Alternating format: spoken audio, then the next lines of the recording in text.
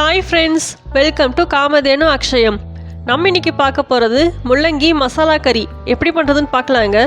நம்ம சேனலை first time பார்க்குறவங்க மறக்காமல் சப்ஸ்கிரைப் பண்ணிக்கோங்க. பக்கத்தில் இருக்க பெல் பட்டனை கிளிக் பண்ணிக்கோங்க. அப்போ தான் நோட்டிஃபிகேஷன்ஸ் கரெக்டாக வந்துடும்.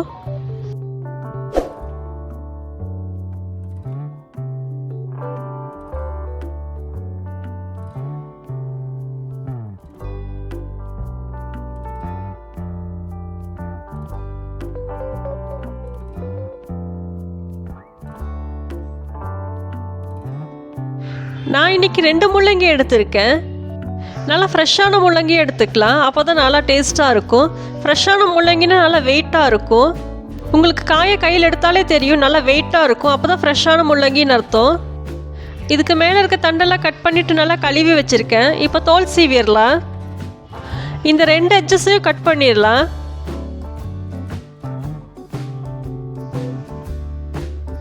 கத்தியை பார்த்தீங்கன்னா இப்படி உள்டாவே வச்சுக்கணும், திருப்பிட்டு. நம்ம கத்தியை சாதாரணமாக வச்சோம்னா காயை செதுக்கி எடுத்துரும். இப்படி திருப்பி வச்சுக்கலாம், அப்போ சரியாக இருக்கும். வெஜிடபிள் பீலர் இருந்தாலும் யூஸ் பண்ணிக்கலாம், ஆனால் இந்த தோல் ரொம்ப லேஸாக தான் இருக்கும். கத்தியே போதும், கத்தியிலே நல்லா ஈஸியாக வந்துடும். இது பார்த்தீங்கன்னா ஜிக்ஸாக் மாதிரி இருக்கிற கத்தி. சாதாரண கத்தியாக இருந்தாலும் இது மாதிரி இருந்தாலும் திருப்பி தான் வச்சு யூஸ் பண்ணணும். நம்ம கட் பண்ணுற இடத்துல யூஸ் பண்ணோம்னா அது செதுக்கிடும் காய், அதுக்காக தான். நான் எல்லா காயும் தோல் சீவிட்டு காமிக்கிறேன். இப்போ பார்த்தீங்கன்னா எல்லா காயும் தோல் சீவி வச்சுருக்கேன். இதை கட் பண்ணிடலாம். இப்போது நடுவில் ஒரு கட் பண்ணிவிட்டு சின்ன சின்னதாக கட் பண்ணாலே போதும்.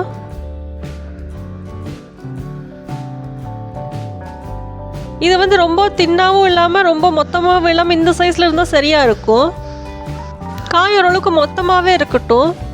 ரொம்ப தின்னாக இருந்துச்சுன்னா வேகும் போது உடஞ்சிரும். இந்த சைஸ்க்கு சரியாக இருக்கும். இதே மாதிரி எல்லா காய் கட் பண்ணிவிட்டு காமிக்கிறேன். எல்லா காயும் கட் பண்ணி வச்சாச்சு. இனி நம்ம செய்ய ஆரம்பிச்சிடலாம். கடையில் 2 டேபிள் ஸ்பூன் எண்ணெய் விட்டுருக்கேன். இது சன்ஃப்ளவர் ஆயில் தான். எண்ணெய் நல்லா காயிட்டும்.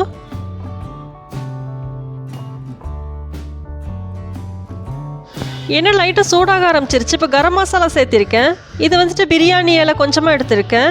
1/4 இன்ச்சுக்கு பட்டை, ஒரே ஒரு கிராம்பு எடுத்திருக்கேன். 1/4 டீஸ்பூன் சோம்பு எடுத்திருக்கேன். அவ்வளோதான். இது எண்ணெயில் போட்டு ஒரு செகண்ட் வணக்கி விட்டுடலாம். ஒரு செகண்ட் நல்லா வணக்கி விட்டுட்டு வெங்காயத்தை சேர்த்துனோம்னா நல்லா வாசமாக இருக்கும். ஒரு செகண்ட் வணக்கியாச்சு. இப்போ நான் வெங்காயத்தை சேர்த்திக்கிறேன். இதுக்கு மீடியம் சைஸ் பெரிய வெங்காயம் சின்ன சின்னதாக கட் பண்ணி வச்சுருக்கேன். கொஞ்சமாக கருவேப்பிலை எடுத்திருக்கேன். ஒரே ஒரு வரமிளகா 2 கிள்ளி வச்சுருக்கேன். அவ்வளோதான். இது நல்லா வணக்கி விட்டுறலாம். வெங்காயம் ஒரு 80% நல்லா வணங்கட்டும். இப்போ பார்த்தீங்கன்னா வெங்காயம் ஒரு 3/4 நல்லா வணங்கிடுச்சு. 1 டீஸ்பூன் இஞ்சி பூண்டு விழுது சேர்த்திக்கலாம். இந்த இஞ்சி பூண்டு விழுது நம்ம முதலே சேர்த்துனோம்னா கடாயில் அடி பிடிச்சிடும். அப்போ வெங்காயம் நல்லா வணங்காது. 3/4 வெங்காயம் நல்லா வணங்கினதுக்கப்புறமா இஞ்சி பூண்டு விழுது சேர்த்துனோம்னா இஞ்சி பூண்டு வாசமும் போயிடும், வெங்காயம் நல்லா வணங்கிடும். இஞ்சி பூண்டு பேஸ்ட்டு சேர்த்துனதுக்கப்புறம் 2 நிமிஷம் போல் வணங்கினா போதும்.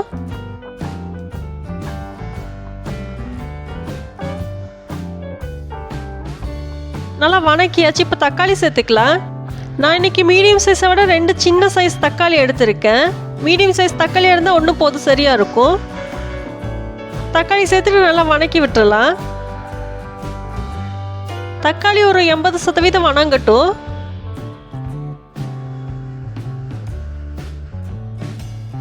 இப்போ இது கூட கொஞ்சமாக உப்பு சேர்த்துக்கலாம். தக்காளி சீக்கிரமாக வணங்கிடும்.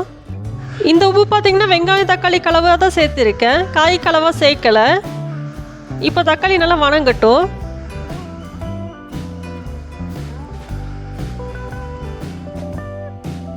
தக்காளி வணங்கிருச்சு. 1 டீஸ்பூன் தனியாத்தூள் சேர்த்துக்கலாம்.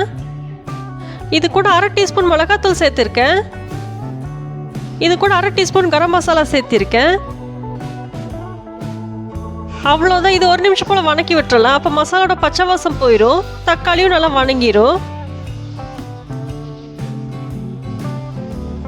தக்காளி நல்லா வணங்கிருச்சு. இப்போ முள்ளங்கியை சேர்த்துக்கலாம். முள்ளங்கியை சேர்த்துட்டு ஒரு நல்லா பெரட்டி விட்டுறலாம். அப்போ தான் மசாலா எல்லா பக்கமும் போகும். முள்ளங்கி பார்த்தீங்கன்னா உடம்புக்கு ரொம்ப நல்லது. ஆனால் இந்த முள்ளங்கி வாசம் யாருக்குமே பிடிக்காது அவ்வளோ சீக்கிரமாக. சின்ன பசங்களுக்கு இல்லை பெரியவங்களுக்கே நிறைய பேர்த்துக்கு இந்த வாசம் பிடிக்கிறதே இல்லை. ஆனால் இப்படி செஞ்சு பாருங்கள், அந்த முள்ளங்கியோட வாசமே இருக்காது. யாரும் வேண்டான்னு சொல்லவும் மாட்டாங்க. நல்லா கலந்து விட்டாச்சு. இப்போ காய்க்கு தேவையான அளவுக்கு உப்பு சேர்த்துருக்கேன். நான் ஏற்கனவே தக்காளிக்கு கொஞ்சம் சேர்த்துருக்கேன், அதனால காய்க்கு மட்டும் சேர்த்துக்கினா போதும். இதனால் கலந்து விட்டுறலாம்.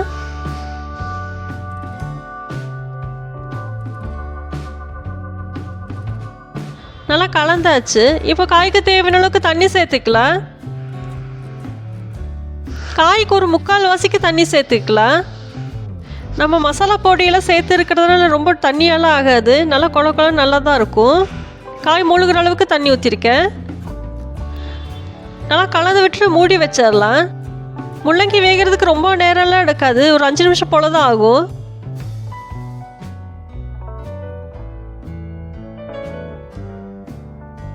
ஸ்டவ் மீடியம் ஃப்ளேம்லேயே இருக்கட்டும். ஒரு 5 நிமிஷம் போல் இருந்தால் போதும், காய் நல்லா வெந்துடும். இப்போ பார்க்கலாம் காய் எந்த அளவுக்கு வெந்திருக்குன்னு. முள்ளங்கி நல்லாவே வெந்துருச்சு, உங்களுக்கு பார்த்தாலே தெரியும். காய் நல்லா வெந்துருச்சுன்னா கலர் மாறிடும், லைட் கலராக ஆயிரும்.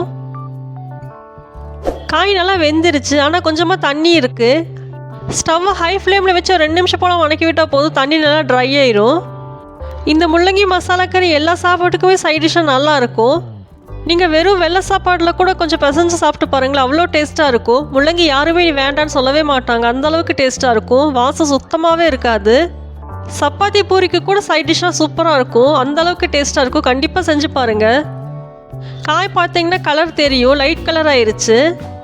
இது ரொம்ப சீக்கிரமாகவே செஞ்சிடலாம். பிகினர்ஸ் பேச்சுலர்ஸ் கூட ஈஸியாக செஞ்சிடலாம். மசாலாவும் அதிகமாக இல்லை, 2-3 பொடி தான் சேர்க்கணும், அவ்வளோதான். ஆனால் டேஸ்ட்டு சூப்பராக இருக்கும். கண்டிப்பாக செஞ்சு பாருங்கள். இப்போ பார்த்தீங்கன்னா தண்ணி நல்லாவே வற்ற ஆரம்பிச்சிருச்சு. போது இப்போவே ஸ்டவ் ஆஃப் பண்ணிடலாம். இதை விட்டோம்னா ரொம்ப ட்ரை ஆயிரும். இது செமி கிரேவியாக இருந்துச்சுன்னா நல்லாயிருக்கும் டேஸ்ட்டு. இல்லை ட்ரையாக தான் சாப்பிட பிடிக்கும்னா தண்ணி ஃபுல்லாகவே வற்றட்டும், அந்தளவுக்கு விட்டுட்டு எடுத்தோம்னா சரியாக இருக்கும். எப்படி சாப்பிட்டாலும் டேஸ்ட்டு நல்லா தான் இருக்கும். நம்ம முள்ளங்கி மசாலா கறி சூப்பராக ரெடி ஆயிடுச்சு. நீங்களும் இதே மாதிரி செஞ்சு சாப்பிட்டு பாருங்கள். வீடியோ பிடிச்சிருந்தா லைக் பண்ணுங்கள். காமதேனு அக்ஷயத்துக்கு சப்ஸ்கிரைப் பண்ணுங்கள். தேங்க்ஸ் ஃபார் வாட்சிங்.